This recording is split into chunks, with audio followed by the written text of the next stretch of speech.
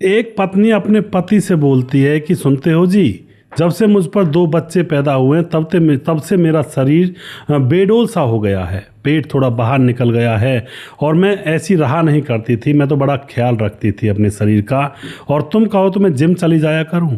पति कहता है हाँ बिल्कुल, क्यों नहीं जाओगी जिम, जिम जा सकती हो और अच्छी बात है, शरीर का ख्याल रखना, अपने शरीर को हष्ट पुष्ट रखना। तो उसके बाद दोस्तों वह जिम जाने लगती है, पर जिम जाते जाते वह इस दुनिया से भी कब चली जाती है इसका पता ही नहीं चलता है। इस कहानी के अंदर बहुत सारे मोड़ और बहुत सारे राज आपको एक नए तरीके से मिलेंगे, और क्या हुआ था उस लड़की के साथ और कहाँ वह आखिर चली गई और किसने उसके साथ क्या जाती की थी, पूरी कहानी यहाँ पर जानने वाले हैं। बड़े घराने की कहानी है और किस तरह से यह घटना घटी थी। नमस्कार, मैं हूँ सुदेश कुमार और तिरछीवा चैनल में आपका स्वागत है। दोस्तों 24 जून 2024 को यह घटना घटित होती है। पहले मैंने तारीख इसलिए बताई है जिससे कि पता रहे। एक एकता नाम की औरत रहा करती है, एकता गुप्ता, उम्र 32 साल, और 2010 में उसकी शादी हुई है। पति का नाम होता है राहुल गुप्ता। राहुल गुप्ता कानपुर का व्यवसायी है और यह घटना उत्तर प्रदेश के कानपुर के अंदर ही घटित होती है। और जो एकता गुप्ता होती है जो वह 32 साल की है, शादी 2010 में हुई है और 2 बच्चे उसको फिलहाल हो चुके हैं। बड़ा ऊंचा खानदान है, बड़ा परिवार है और पति पत्नी में इतना गहरा प्यार है कि बहुत ज़्यादा गहरा प्यार है। आजकल की तरह नहीं है कि ज़्यादातर पति पत्नी में मनमुटाव रहता है। ये दोनों एक दूसरे से खूब प्यार और लगाव रखते हैं। अब जैसा कि मैंने आपको बताया, एकता गुप्ता अपनी शारीरिक स्वास्थ्य के प्रति लगाव रखती है। तो स्वास्थ्य के प्रति लगाव रखते हुए एकता अब एक अहम फैसला लेती है कि भाई वह जिम जाने लगती है, और जिम जाने के बाद अब उसका शरीर थोड़ा सेट होने लगता है। और जो विमल सोनी होता है, जिम के अंदर एक ट्रेनर होता है विमल सोनी, वह उसको प्राइवेट तरीके से ट्रेनिंग दिया करता था जिम करने की। और बड़े बड़े शहरों में बड़े बड़े जिम होते हैं जहाँ पर प्राइवेट जिम ट्रेनर भी हुआ करते हैं, बस उनको पैसे देने की ज़रूरत होती है। तो इस जिम के अंदर भी विमल सोनी नाम का एक प्राइवेट जो ट्रेनर होता है वह ट्रेनिंग देने के लिए इस एकता गुप्ता के ऊपर नियुक्त हो जाता है। अब क्या होता है, जैसे अब प्राइवेट आदमी है, वो जिम करवा रहा है, तो अब यहाँ पर दोनों के बीच में बातें होने लगती हैं और बातों ही बातों में दोनों की दोस्ती हो जाती है। और अब बताया जाता है, यह जो कहानी का खुलासा हुआ है, किसने खुलासा किया उसका भी मैं लास्ट में डिटेल बताऊंगा कि किस तरह से उसने ये सारी चीज़ें बताई हैं। तो उसने जो बताया वो मैं यहाँ पर आप लोगों को बता रहा हूँ। तो उसके बाद क्या होता है, प्यार हो जाता है, दोस्ती हो जाती है और इन दोनों के संबंध बनने लगते हैं।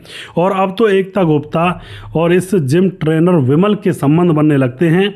और अब आ जाता है मई में एकता गुप्ता को एक ऐसी खबर मिलती है जिसको सुनने के बाद उसका माथा ठिनक जाता है, उसका बुरा हाल हो जाता है। खबर ये थी कि जो उसका जिम ट्रेनर विमल है, उसके घर वालों ने उसकी सगाई कर दी होती है और सगाई की बहुत सारी रस्में भी पूरी हो चुकी थी, पर विमल ने अभी तक एकता गुप्ता को कुछ भी नहीं बताया था कि वह शादी कर रहा है या फिर उसकी रस्में भी पूरी हो गई हैं, सगाई हो भी गई है। एकता को बड़ा गुस्सा आता है। गुस्सा इसलिए आता है कि दोस्ती किस बात की है, प्यार किस लिए करती हूँ मैं। और उसके बाद इनका झगड़ा होता है और गुस्सा आने की वजह से अब जो ये लड़की होती है वो एकता गुप्ता ये बात बंद कर देती है करना उससे, और उसके बाद जिम आना भी बंद कर देती है, घर पर रहने लगती है। बड़ा गुस्सा था, ना फ़ोन पर बात करती है। काफ़ी दिन गुजर जाते हैं। फिर दोस्तों एकाएक अचानक 24 जून 2024 को एकता गुप्ता जिम जाती है और वहाँ पर जा कर के फिर जिम जैसे करती है तो शादी को लेकर के इन दोनों के बीच में बहस होने लगती है। विमल जिम ट्रेनर से एकता गुप्ता शादी के ऊपर झगड़ा करने लगती है कि तुम शादी नहीं कर सकते जब मैं हूँ तो तुम्हारे साथ। पर इन दोनों के बीच बहस छिड़ जाती है और बहस काफ़ी ज़ोर से छिड़ी थी। जो बाकी के वहाँ पर लोग थे उन लोगों ने भी इन बातों को सुना था और उसके बाद दोस्तों अब शटर डाउन हो जाता है। इसका मतलब जो एकता गुप्ता होती है जिम गई तो थी लेकिन वापस लौटकर आती ही नहीं है। शाम हो जाती है, शाम को उसका पति देखता है कि अभी तक नहीं आई है, फ़ोन करता है अपनी पत्नी के फ़ोन पर लेकिन उसका फ़ोन बंद था। पति बहुत ज़्यादा परेशान हैरान जो राहुल गुप्ता होता है, और उसके बाद जो राहुल गुप्ता होता है वह एकता की दोस्तों के पास फ़ोन करता है कि तुम्हारे पास तो कहीं एकता नहीं आई है, लेकिन कहीं भी किसी भी दोस्त के पास वह एकता गई ही नहीं थी। तो राहुल और ज़्यादा परेशान हो जाता है, ऊपर से फ़ोन बंद है, उसको बहुत ज़्यादा टेंशन हो जाती है। उसके बाद वह थाने में जाता है और जाकर के अपनी पत्नी की गुमशुदगी की एफआईआर लिखाता है। लेकिन पुलिस वाले एक बार तो यही कहते हैं, भाई अभी इतनी जल्दी एफआईआर दर्ज करवाने की आखिर ज़रूरत क्या है। शायद पुलिस वाले यह कहना चाहते थे कि वो शायद हो सकता है किसी को लेकर के भाग गई हो, पर यहाँ पर पति अपनी पत्नी से बहुत ज़्यादा प्यार करता था, फिर दूसरी बार भी जाता है तो जाकर के एफआईआर दर्ज करवा ही देता है। और उसके बाद पुलिस वाले पूछते हैं कि तुम्हें कोई किसी आदमी के ऊपर शक है? तो यह जो पति होता है राहुल गुप्ता, यह बताता है कि मुझे अपनी पत्नी के जिम ट्रेनर विमल के ऊपर शक है और शायद उसी ने मेरी पत्नी को गायब किया है। और उसके बाद पुलिस अपनी कार्रवाई अब आगे बढ़ाती है। पुलिस कार्रवाई करती है, सीसीटीवी कैमरे निकालती है। तो सीसीटीवी कैमरे में जब एकता जिम के अंदर जाती है और उसके बाद 1-1.5 घंटे के बाद वापस निकलती है जिम में से, वापस निकलती तो है, वो दिखाई दे रही है, लेकिन फिर वह घर नहीं पहुंचती है। अब यह सीसीटीवी एक फुटेज पुलिस को मिली थी।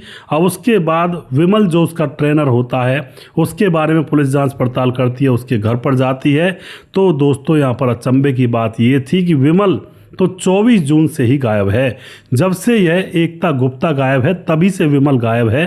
पुलिस को अब यहाँ पर यह भी शक होने लगता है कि कहीं दोनों भाग तो नहीं गई, क्योंकि आज के दौर में जिम जाने वाली बहुत सारी ऐसी लड़कियां भी हैं जिनके अफेयर जिम ट्रेनर से चल जाया करते हैं और फिर कई बार उनके साथ अवैध रिश्ते बनते हैं और कई बार उनके साथ भाग भी जाया करती हैं। ऐसे बहुत सारे मामले देखने को ज़्यादातर मिलते हैं समाज में। तो ऐसा ही पुलिस को लगता है कि कहीं ऐसा तो नहीं है जिम ट्रेनर के साथ वह औरत भाग गई। अब इन बातों को एक साइड में रखते हुए पुलिस अब पूरा शक करती है इस विमल के ऊपर। और विमल को जब फ़ोन लगाया जाता है तो विमल का फ़ोन भी स्विच ऑफ बोल रहा होता है। उसके बाद दोस्तों यहाँ पर पुलिस अपनी कार्रवाई थोड़ी ढीली कर देती है। पर पुलिस को यही लग रहा था कि ये दोनों भाग गए हैं। और अब यहाँ पर राहुल जो होते हैं उस लड़की के पति, वो सीएम योगी जी को चिट्ठी लिखते हैं, इधर देश के प्रधानमंत्री जी को भी चिट्ठी लिखते हैं, लेकिन शायद उन लोगों के पास इसकी चिट्ठी पहुँची नहीं थी और चिट्ठी लिख करके खूब अपनी पत्नी की तलाश इधर उधर कर रहे होते हैं। पुलिस इस केस को ठंडे बस्ते में इसलिए डाल देती है कि भाई औरत बालिग है, कोई नाबालिग तो है नहीं, और जिम ट्रेनर भी बालिग है, दोनों अगर भाग गए होंगे तो उसमें हम ही क्या करें, पुलिस ही क्या करेगी। तो पुलिस इस केस को ढीला इसलिए छोड़ देती है। और इसी तरह से एक एक करके काफ़ी दिन गुजर जाते हैं और 4 महीने गुजर चुके होते हैं। और इधर जो पुलिस होती है विमल के फ़ोन को और जो ये औरत थी एकता गुप्ता इसके फ़ोन को सर्विलांस पर लगा चुकी थी कि कभी तो चालू होंगे तभी पता लग जाएगा इनकी लोकेशन के बारे में। अब 4 महीने गुजरने के बाद एक दिन की बात होती है, जो विमल होता है जिम ट्रेनर, उसके फ़ोन को पुलिस ट्रेस कर लेती है, वो चालू होता है और वह जब ट्रेसिंग की जाती है तो उसकी लोकेशन बोलती है कानपुर में। तो उसके बाद कानपुर में ही उसकी लोकेशन थी और जहाँ पर जिस गली मोहल्ले में उसकी लोकेशन थी तो वहाँ से उसको गिरफ्तार कर लिया जाता है और उसके बाद उससे पूछताछ की जाती है। और दोस्तों अच्छी तरह से पूछताछ की जाती है, लेकिन विमल जिम ट्रेनर उसने कच्ची गोलियां नहीं खेली थी, वो बहुत ही पक्का खिलाड़ी था और वह पुलिस को गुमराह करता रहता है। और उसके बाद फिर से पुलिस पूछती है जोर जबरदस्ती डाल करके, तो वह कहता है कि हाँ मैंने हत्या कर दी और लाश को नदी में फेंक दिया। फिर पुलिस पूछती है कि कौन सी नदी में, तो बहुत सारी नदियों के नाम लेता है। तो इस पर भी पुलिस को उसके ऊपर मतलब गुमराह करने का शक हो जाता है कि अभी भी हमें गुमराह कर रहा है। फिर अच्छी तरह से उसकी और ज़्यादा खातिरदारी की जाती है। तो अब वह सच सच बताने की कहता है पुलिस के सामने कि अब की बार मैं आपको सच सच बताऊंगा। वह कहता है कि मैंने उसकी हत्या कर दी है और उसकी लाश को कानपुर के जिला मजिस्ट्रेट यानी कि डीएम साहब के घर के पास में गड्ढा खोदकर दफन कर दिया है। अब तो इस बात को सुनकर के पुलिस का भी खून का पानी बन जाता है कि यार वो तो हाई सिक्योरिटी वाला एरिया होता है, वहाँ पर ये कैसे दफन करेगा किसी की लाश को। तो एक बार तो पुलिस को ये लगता है कि ये झूठ बोल रहा है, फिर से उसकी खातिरदारी की जाती है। तो अब की बार वो कहता है साहब मैं झूठ नहीं बोल रहा, यह सच है, मैंने ऐसा ही किया है। मैंने मौका देख करके डीएम साहब के घर के पास जो आवास होता है सरकारी आवास, उसके पास जो खाली पड़ा हुआ प्लॉट है उसमें गड्ढा खोद करके और इसको दफन कर दिया है। और दोस्तों उसके बाद क्या होता है, उसके बाद जो पुलिस होती है यही सोचती है कि वहाँ पर तो 24 घंटे पुलिस रहती है, अगर ये खबर बाहर मीडिया में फैल गई तो हमारी और यानी कि पुलिस की बहुत बदनामी होगी कि पुलिस क्या कर रही है कि भाई एक कातिल कत्ल करता है और पुलिस के ही खेमे में आकर के लाश को दफन कर देता है। और जहाँ पर पुलिस की 24 घंटे ड्यूटी रहती है वहाँ पर पुलिस की नाक के नीचे यह काम कर देता है और पुलिस को पता नहीं चलता है। इस बात से बड़ी शर्म लगती है पुलिस को कि कल को बहुत बदनामी होगी अगर यह बात लोगों तक फैल गई और या फिर पत्रकार तक फैल गई। वह किसी को भी नहीं बताते हैं इस बात के बारे में, ना ही पत्रकारों को खबर देते हैं। और उसके बाद इस विमल को अपनी प्राइवेट गाड़ी मतलब इसको छुपा करके ले जाया जाता है उस प्लॉट तक कि बताओ वो लाश कहाँ है, उसको खोदेंगे। मजदूर किए जाते हैं गड्ढा खोदने वाले। और दोस्तों पता नहीं कैसे न्यूज़ वालों को, मीडिया वालों को पता लग जाता है और गाड़ी से पहले ही वो वहाँ पर पहुँच जाते हैं। पुलिस वाले उस प्लॉट से पत्रकारों को बाहर निकालते हैं तो पत्रकार फिर भी जैसे तैसे दीवार पर चढ़ करके और जैसे तैसे इनकी वीडियो वगैरह बनाने लगते हैं और खबर को छापने लगते हैं। तो उसके बाद पुलिस गड्ढा खुदवाती है वहाँ पर और पुलिस को पूरा अंदेशा था कि भाई 4 महीने में तो हड्डियाँ मिलेंगी। और वही बात होती है, उस महिला की हड्डियाँ वहाँ से मिलती हैं, उनको उठाया जाता है और हड्डियों को मोर्चरी में शवगृह में रखवाया जाता है। और उसके बाद दोस्तों उस प्रेमी को यानी कि जो विमल था जिम ट्रेनर, उसको एक कॉन्फ्रेंस करवाई जाती है और उसके सामने कर दिया जाता है और कहा जाता है कि बताओ तुमने ऐसा क्या किया, क्यों किया। अब यहाँ पर विमल बताता है असली बात। विमल कहता है कि वो दोनों प्यार किया करते थे और एक दूसरे के लिए जान देने के लिए तैयार थे, पर विमल के घर वालों ने उसकी लड़की से एक सगाई करवा दी। और जब विमल ने उस लड़की को देखा तो वह तो बहुत ही ज़्यादा सुंदर थी और जवान थी। अब तो विमल उसके ऊपर फिसल जाता है।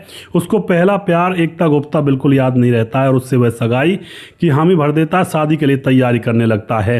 एकता गुप्ता को बताता नहीं है क्योंकि वह शादी में अड़चन बनेगी, इसलिए बात को चुपचाप रखता है। लेकिन जैसे तैसे एकता गुप्ता को पता लग जाता है उसकी सगाई और शादी के लिए, तो इन दोनों के बीच में झगड़ा होता है। एकता गुप्ता इस विमल से झगड़ा करती है तो विमल से रहा नहीं जाता है। अब एकता गुप्ता ये भी कहती है कि अगर तुम शादी करोगे तो फिर देख लेना, मुझसे बुरा कोई नहीं होगा। पहले तो एकता गुप्ता रूठ करके घर बैठ जाती है, लेकिन फिर उसके मन में क्या आता है, फिर से वह जिम के अंदर आती है और इससे झगड़ा करती है। और उसके बाद जिम में से निकल करके वह जाने लगती है तो विमल अपनी i10 कार में उसको बिठाता है कि बैठो बैठो हम बात करेंगे। और उसके बाद गाड़ी को ले जाया जाता है क्रिकेट स्टेडियम की तरफ और वहाँ ले जाने के बाद फिर से इनके बीच में झगड़ा होता है। और अब की बार यह जो विमल होता है रस्सी से उसका गला दबा देता है। गाड़ी में से रस्सी मिली थी, इसका मतलब ये नहीं है कि अकस्मात ये घटना हुई, उसने शायद पहले से ही प्लानिंग की थी जो गाड़ी के अंदर रस्सी रखी हुई थी। और उसके बाद पहले वह लाश को डिग्गी में रख करके डीएम साहब के आवास के पास देखता है कि जगह कहाँ पर सही रहेगी। और वह पहले से प्लानिंग बना चुका था कि ऐसी जगह लाश को दफनाऊंगा जहाँ से लाश को पुलिस निकालने में संकोच करेगी अगर पता लग गया तो, और किसी को पता भी नहीं लगेगा। और उसके बाद दोस्तों 2 बार चक्कर मारता है वहाँ पर और फिर डीएम साहब के साइड में एक खाली प्लॉट था, गाड़ी को वहाँ ले जा करके गड्ढा खोदता है और उसमें अपनी प्रेमिका को दफन कर देता है। और उसके बाद ये वहाँ से फरार हो जाता है। जो प्रेमिका का फ़ोन होता है उसको तोड़ करके वहीं पर डाल करके वहाँ से चला जाता है।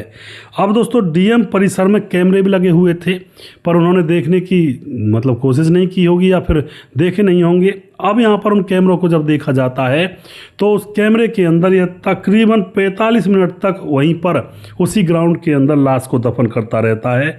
और दोस्तों यह बात विमल ने भी बताई थी कि मैंने वहाँ पर आराम से संतुष्टि से लाश को दफन किया था जान हथेली पर रख करके। लेकिन दोस्तों एक तरह से है हिम्मती, उसकी इतने सिक्योरिटी वाले एरिया में लाश दफन कर रहा है, हद की बात है। अब क्या होता है दोस्तों, यहाँ पर एकता के घर वालों ने पुलिस में खबर करवाई थी और ये केस खुल गया था। मगर जो ये कहानी इसने बताई है इससे साबित तो यही होता है कि भाई एकता बदचलन थी इसके हिसाब से। तो अब यहाँ पर एकता का जो पति है जिसका नाम राहुल गुप्ता है, वो इस केस के ऊपर उंगली उठा रहा है पुलिस वालों के ऊपर और इस विमल के ऊपर कि मेरी पत्नी को बदचलन साबित करने की कह रहे हैं ये, और बदचलन साबित कर दिया है जबकि ये गलत है, मेरी पत्नी ऐसी नहीं थी। और दूसरी बात ये कह रहा है कि भाई अभी एकता का तो कोई बयान यहाँ पर आया ही नहीं है, सिर्फ एक तरफा बयान है विमल का, जिम ट्रेनर का। तो इससे पूरी तरह साबित नहीं होता कि भाई एकता गलत थी। इस तरह से इसका पति एकता का कह रहा है जोर जोर से चिल्ला चिल्ला करके। तो यह बातें थी दोस्तों जो निकल कर मीडिया के सामने आई इस केस के बारे में। और आपको क्या लगता है यहाँ पर जो बहुत सारी लड़कियाँ जो जिम जाती हैं, क्या उनके अफेयर होते हैं? हो भी सकता है, नहीं भी हो सकता भैया, दोनों ही बातें हो सकती हैं। मगर ज़्यादातर समाज में आपने देखा होगा कि जिम ट्रेनर के साथ किसी लड़की का अफेयर हो जाना, साथ में भाग जाना और फिर कत्ल भी हुए हैं फिलहाल। ये तो वो चीज़ें जो लोगों के सामने आ गई हैं, लेकिन बहुत सारी चीज़ें ऐसी भी तो होंगी जैसे जिम ट्रेनर के साथ लड़की का अफेयर है और किसी को पता ही नहीं चला आज तक। ऐसा भी तो मामला हो सकता है। और आजकल आप देखते भी होंगे जिम ट्रेनर कहाँ कहाँ पर हाथ लगाते हैं लड़कियों को, और लड़कियाँ खुशी से लगवाती हैं भैया। ऐसा माहौल फिलहाल चला हुआ, कलयुग का कलिकाल है। तो जो भी आप कुछ कहना चाहते हैं अपनी राय कमेंट बॉक्स में लिख सकते हैं और लोगों के साथ शेयर कर सकते हैं। वीडियो के लास्ट में कुछ भाइयों के नाम जरूर लेना चाहूँगा जो हमारे वीडियोस को देखते हैं और हमें खूब सपोर्ट करते हैं। हमारे साथ हैं वनराज नामदेव कोहली, लगातार कमेंट करते हैं। नीतीश पासवान बोधगो गिरिडीह झारखंड से लगातार कमेंट करते हैं। दयाशंकर सिंह राजपूत ठाकुर यूपी 43 गोंडा से कमेंट करते हैं। और इनकी पत्नी भी है सुमन, जो बहन हमें लगातार कमेंट करती हैं। रामलाल कुशवाहा जिला विदिशा पूर्णिया बिहार से कमेंट करते हैं। रवि प्रकाश कमेंट करते हैं। शौकत अली दिल्ली से कमेंट करते हैं। और कालीचरण उड़ीसा से कमेंट करते हैं, फिलहाल गोवा में रहते हैं। परवीन चौधरी राजस्थान से हैं पर बेंगलुरु में रहते हैं। सैफुल मलिक कमेंट करते हैं। राम थापा नेपाल से कमेंट करते हैं। राम बहादुर सिंह रायगढ़ छत्तीसगढ़ से कमेंट करते हैं। बोलाई दास झारखंड से कमेंट करते हैं। खेमराज गुज्जर चिट्टी जीबी नगर यूपी 16 से कमेंट करते हैं। श्यामलाल चौधरी नौका बीकानेर राजस्थान से कमेंट करते हैं। अयान खान कमेंट करते हैं। और ये वाला डायलॉग अच्छा लगता है सर आपका जब बोलते हो कि कांड कबाड़ा कर दिया। तो बहुत बहुत धन्यवाद जी अयान खान जी, और बहुत बहुत स्वागत है आपका। उसके बाद अमित पटेल बिहार बेलवा मोतिहारी जिला से कमेंट करते हैं। भाई आपसे पूछना है कि वह नए वाला केस हुआ है उसके बारे में नहीं बताया। अभी वीडियो बनाकर डाली हुई है अमित भाई, आप देख सकते हो, काफ़ी लोग देख रहे हैं उसको। ये जो बिहार का था अररिया का, जहाँ पर एक हत्या हुई है, बना दिया है उसका मैंने। विमलेश कुमार कमेंट करते हैं सुपर भाई, आपको सपोर्ट करता हूँ, बहुत बहुत धन्यवाद करते हैं विमलेश भाई। सुजीत कुमार कमेंट करते हैं, नमस्कार गुरुजी राधे राधे। रतनलाल शर्मा कमेंट करते हैं। और उसके बाद हमारे साथ धीरज बर्नवाल हमारे भाई लगातार कमेंट करते हैं। गणेश सोनी कमेंट करते हैं। और उसके बाद समाधान पाटिल जलगांव महाराज से कमेंट करते हैं। राम गोसाई हमारे भाई लगातार कमेंट करते हैं। और हरिकेश अम्बेडकर जी के भी कमेंट करते हैं। दयाराम सारन दाका कमेंट करते हैं। विकास कुमार दोबारा से कमेंट करते हैं। और उसके बाद हमारे साथ अनुभव श्री पायली कमेंट करते हैं। हर हर महादेव सर, हर हर महादेव जी। अनिल कोबान कमेंट करते हैं महाराष्ट्र 13 से। सैयद शहादत अली कमेंट करते हैं और उस कहते हैं कुछ सीख मिलती है आपकी कहानियों से, बहुत बहुत धन्यवाद जी। स्वपन डे कमेंट करते हैं। और राजेश सिंह कमेंट करते हैं। मुरली कुमार कमेंट करते हैं, सर आपने बिल्कुल सही कहा कि प्यार के चक्कर में सिर्फ शरीर चाहिए हवस वासना को मिटाने के लिए, और प्यार असलियत में कोई नहीं करता है। जी बिल्कुल जी। धीरज बनवाल कह रहे हैं क्या हो रहा है भाई साहब, पागल हो गए हैं लोग क्या, पता नहीं भाई साहब क्या हो रहा है। तो ऐसा होता है धीरज भाई, ऐसे लोगों के दिमाग बदल जाते हैं कई बार। सैयद शहादत अली कमेंट करते हैं दोबारा से। रजत सैनी कमेंट करते हैं। और स्वपन डे कमेंट करते हैं। हाकम मनहास कमेंट करते हैं, भैया जी मैं आपके हर कहानी सुनता हूँ और सुनकर बहुत अच्छी लगती हैं, पर आप हमारा नाम लिया नहीं करते हैं, प्लीज़ लिया करो। और हाकम सिंह डोडा धरियुत से हैं। तो हाकम सिंह जी बहुत बहुत धन्यवाद आपका, और इसी तरह से लगातार आप हमारे वीडियोस को देखते रहें। मोनू जैन कमेंट करते हैं। और उसके बाद हमारे साथ राम मोहम्मद यासीन लाहौर पाकिस्तान से। राधेश्याम शर्मा श्री जयपुर राजस्थान से। राजकिशोर चौरसिया महाबलेश्वर महाराज से कमेंट करते हैं। छगनदास खारडाबंद राजस्थान से। और उसके बाद दुर्योधन भाई कमेंट करते हैं। और उसके बाद हमारे साथ हैं सुशील चौधरी, हमें लगातार कमेंट करते हैं। अभी भी जिस भाई का नाम रह गया उस भाई का नाम अगले वीडियो में ज़रूर लूँगा। अगला वीडियो बहुत जल्दी फिर से लेकर आऊँगा। तब तक आप खुश रहें, सावधान रहें। जय हिंद, जय भारत।